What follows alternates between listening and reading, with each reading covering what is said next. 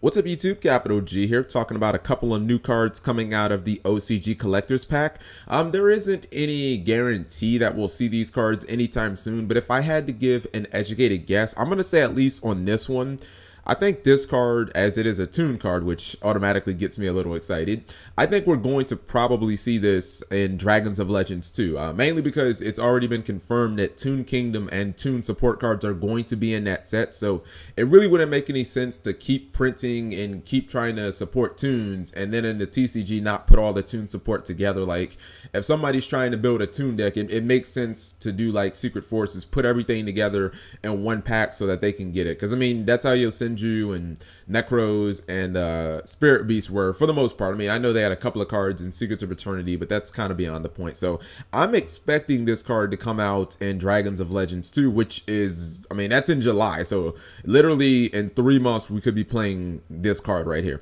All right, so the first card is Comic Hand, and you can see it's an equipped spell. I kind of like how it has, it reminds me of the Magic Arm Shield a little bit, but artwork is, I guess it's pretty cool. It kind of looks like the hand boss from Super Smash Brothers. Oh Lord, it's been so long. I can't remember if it was Melee or the original that the freaking giant hand was was the boss. It's been such a long time since I played either one of those games. Anyways, it's an equipped card. It says equipped only to an opponent's monster while you control Toon World. Okay, fair enough. That's not really that difficult considering Toon Kingdom counts as Toon World. Gain control of the equipped monster.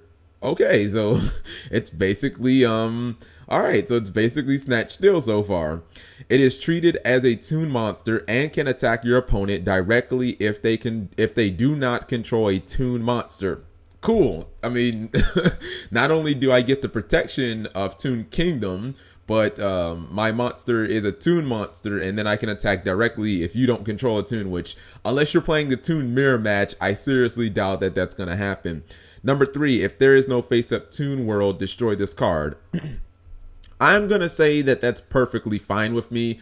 Toon Kingdom does have, like, it does have a layer of protection for itself, so I'm gonna say that I'm actually okay with that. And most of the time, I would assume if your opponent really wanted to get rid of this card, that they would just use like MST on this itself. Personally, I think this card is amazing. Like, I don't even see why you wouldn't run this card. I mean, when you think about how Toons play, right? Okay, so Toons play by attacking directly. They basically ignore whatever the hell your opponent has on board, which means you literally can just summon things like Gemini Elves, or Toon Gemini Elves, and Toon Cyber Dragon and stuff like that, and you can get in big damage even through monsters. So this card is actually, like, in a sense, it's even better than something like Snatch Steal and a traditional deck. I'm not saying this card is better than Snatch Steal. I'm just saying for what this card should do for Toons should be more important than what Snatch Steal does for just a typical deck like Cleaford or something like that, because it means that you can just Snatch Steal your opponent's Dante and you can attack directly, and it doesn't have to wait a turn or anything like that, and then it becomes a Toon Dante. So that's even better. I think this card is amazing.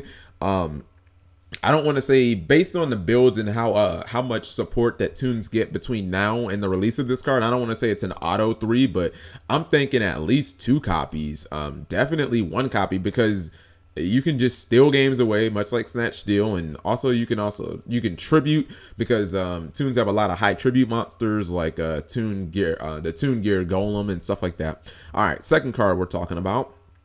This is Eccentric Archfiend. It is a Light Fiend Pendulum.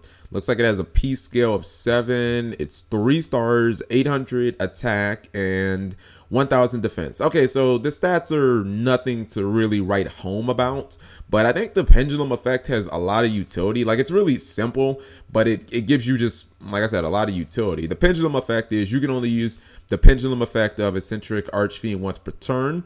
You can target one other spell or trap on the field, destroy both this card and that card. So basically, when it's in the pendulum zone, it's kind of like a scrap dragon for back row. Like, if your opponent has a Vanity's Emptiness or a Skill Drain that you just can't get around, this card basically becomes MST. You just put it in the pendulum zone, you say activate the effect, and you just get rid of this, and you get rid of the problem card, and you get to keep on going. If your opponent has, you know, a shadow imprisoning mirror or a light mirror or something like that that is just wrecking you, then that's the way to basically just turn it off. And then the monster effect, and I like that it has a monster effect too. You can only use the monster effect of Eccentric Archfiend once per turn. You contribute this card, then target one monster on the field and destroy it. Again, that's just a lot of utility, especially if you pendulum, especially like, all right, let's say you summon her, right? You use your effect. Let's say you blow up a Necros of Trishula, and then somehow you complete a pendulum scale and you pendulum her back. You can just blow something else up, and every single turn that she comes back via pendulum summon, you just constantly get to nuke a monster every single turn. It's like, I don't know. I think her effect is really good. Like it has a lot of utility. She's like a baby scrap dragon, you know what I mean? And that's probably the reason why her stats had to suck, because if this card was like 1800, 1900, and I don't know, freaking 400 defense. We can't give it any type of good defense. But let's say it was like 18 or 1900. Like this card would be way too splashable in a lot of decks.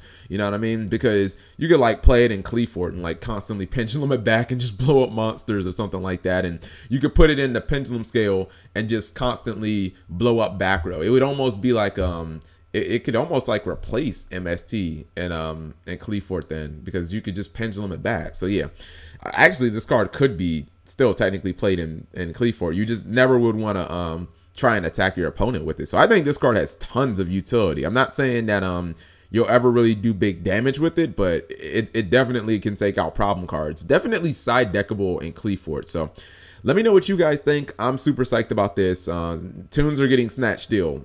Who wouldn't want that shit? You know what I mean? All right. Thank you guys for watching as always. Subscribing makes life happy.